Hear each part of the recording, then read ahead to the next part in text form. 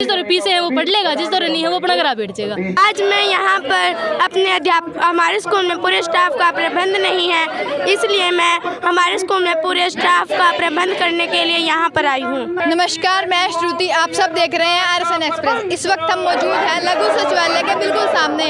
आप तस्वीरों के देख पा रहे हैं, यहाँ पर रोष प्रदर्शन किया जा रहा है बच्चों, बूढ़ों और महिलाओं द्वारा।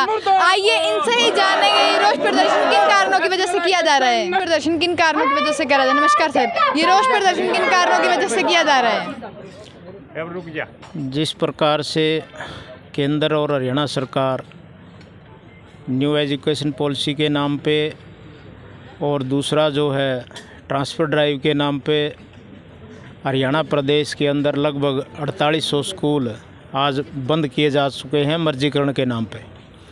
और इसी तरह जिन स्कूलों में स्टाफ कंप्लीट था, पोस्टें कैप्ट करने के बहाने से टीचरों की संख्या घटाई गई, बच्चों की संख्या ज़्यादा है। कई स्कूलों के हालात ये हैं, जैसे हिसार की हम बात करें तो लगभग 50 के स्कूल ऐसे हैं जिन स्कूलों में कहीं फिजिकल का एक ही टीचर है, कहीं केवल और केवल जो है क्लास 4 है, कहीं 2 टीचर हैं, कहीं टीचर हैं ही नहीं। तो इस तरह से हम पूरे इस हिसार ज़िला के सामाजिक संगठन और जो युवाओं के संगठन है, विद्यार्थियों के संगठन है, उन्होंने मिलकर के एक फ़ैसला लिया कि सरकार को इस बात से अवगत कराया जाए और स्कूलों के अंदर जो है शिक्षा का और स्टाफ का, और जिस प्रकार से प्रदेश में बेरोज़गारी बढ़ रही है, युवाओं को रोज़गार भी दिया जाए। इस बात को लेकर के आज 18 तारीख को हम DC के मार्फत मुख्यमंत्री के नाम एक ज्ञापन सौंपने के लिए यहाँ आए हैं और इस प्रदर्शन के माध्यम से ही मांग करते हैं कि पूरे हरियाणा प्रदेश में स्कूलों को खोला जाए, जो बंद हैं उनको, और स्टाफ का प्रबंध किया जाए, रोज़गार का प्रबंध किया जाए। आपको क्या लगता है कि सरकार ऐसा क्यों कर रही है?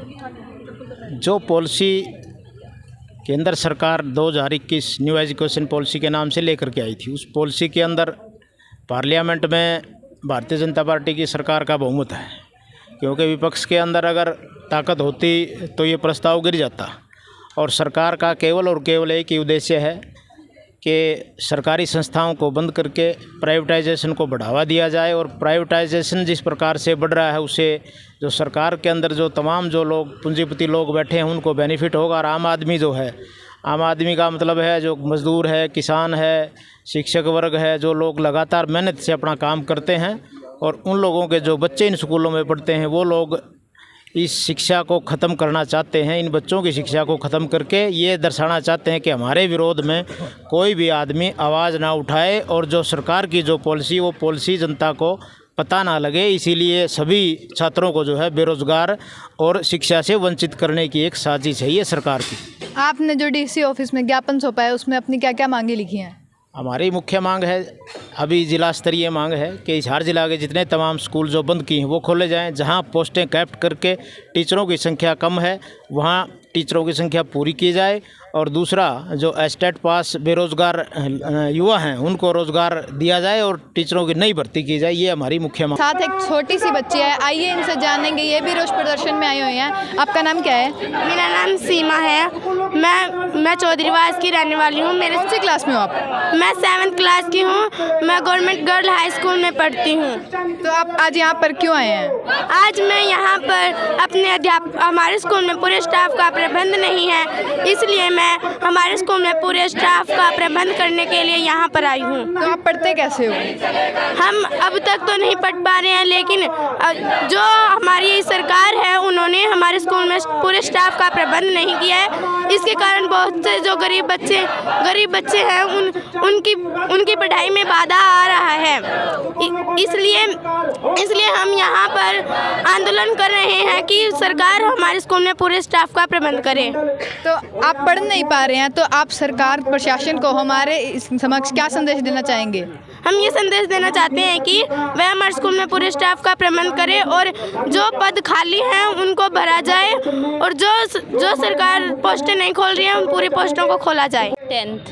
तो आज आप यहाँ पर किस लिए आए हैं? हमारे स्कूल में स्टाफ बहुत कम है और हम गवर्नमेंट को यही कहने के लिए आए हैं कि हमारे स्कूल में सभी स्टाफों का प्रबंध किया जाए जिससे गवर्नमेंट स्कूल के बच्चे पढ़ सकें। तो आपकी पढ़ाई नहीं हो पा रही है, आपकी पढ़ाई पर कितना गहरा असर पड़ रहा है? हमारे एग्ज़ाम भी होने सितंबर में और गवर्नमेंट टीचर्स को नहीं भेज रहे हैं, उस वजह से हमारी पढ़ाई पर बहुत गहरा प्रभाव पड़ रहा है। आज आप यहाँ पर प्रदर्शन में क्यों आए हैं? मतलब आज का जो मसला है, जो शिक्षा और स्कूल और जो रोज़गार बचाने की जो लड़ाई है, उसने लेके ना मारा है यहाँ। मतलब अगर हम सीधे सीधे बतावा तो लगातार जो सरकारी स्कूल हैं वो बंद करे जाने लग रहे हैं और जो टीचर की जो भर्ती आया करती वो कह रहे हैं कि रैशनलाइजेशन कर रहे हैं हम, मतलब एक जगह से दूसरी जगह पे भेज रहे हैं, लेकिन उसके बाद उस पद पर कोई टीचर आओगा नहीं आओगा उसकी कोई वो नहीं, रिस्पॉन्सिबिलिटी सरकार नहीं लेने लग रही ना स्कूल लेने लग रहे हैं। उसके बाद अगर हम बात करें कि भाई इस तरीका से लगातार टीचर्स भेजे जाने लग रहे हैं एक जगह से, जो पद पड़े हैं वो खाली पड़े हैं और उसके बाद खट्टर का बयान आने लग रहे हैं। वो कहने लग रहे हैं कि हम जो कौशल रोजगार निगम है उसके थ्रू जो नए टीचर हैं उनकी भर्ती कराएंगे। मतलब वो किस तरीका से है कि आप जो नगर निगम में देख सका ओडे भी जिस तरीका से भर्ती करी गई है वो कौशल निगम के थ्रू करी गई है, वो भी ठेका के ऊपर, मतलब टीचर्स की भर्ती भी वो ठेका कर लग रहे हैं। तो आपको क्या लगता है जो स्कूल में सरकारी स्कूल में बच्चे पढ़ रहे हैं उनका कितना नुकसान हो रहा है? मतलब अभी अगर हम बात करें तो हमारे स्कूल में डाना क्लास से हूँ, हमारे स्कूल में 7 टीचर नहीं है, 7 टीचर नहीं है, उनको कौन पढ़ाता होगा? उसके बाद वो स्टूडेंट्स का कितना नुकसान हो रहा है उसकी भरपाई कौन करेगा? ये सवाल है सरकार से। लेकिन जो सरकार है वो बिल्कुल भी मतलब स्टूडेंट के फ्यूचर को देख के बिल्कुल भी कोई डिसीजन नहीं ले रही है। और वो अगर हम बात करें कि जो ठेके में जो टीचर भर्ती करे जाएंगे वो किस तरीके से पढ़ाएंगे उसके ऊपर भी सवाल खड़ा होने वाला है। तो जो फ्यूचर है स्टूडेंट्स का उसके लिए वो बिल्कुल भी नहीं सोच रही है, उसके बारे में सोचना चाहिए सरकार को, और इसीलिए जो विरोध प्रदर्शन वो किया जा रहा है। अब प्रशासन का कोई अधिकारी हमारी वीडियो देख रहा होगा तो आप उसे क्या कहना चाहेंगे?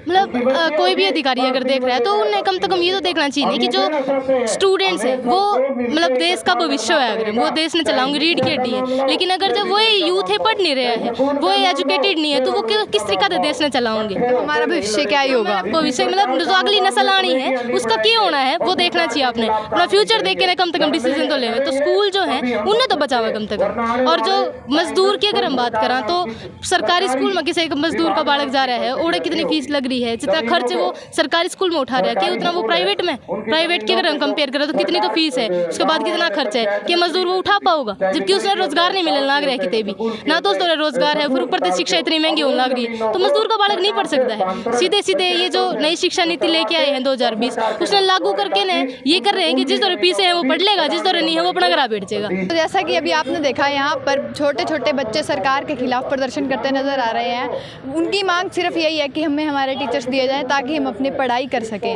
आप देखते रहिए RSN एक्सप्रेस। मैं श्रुति, मेरे सहयोगी सुमित के साथ। नमस्कार।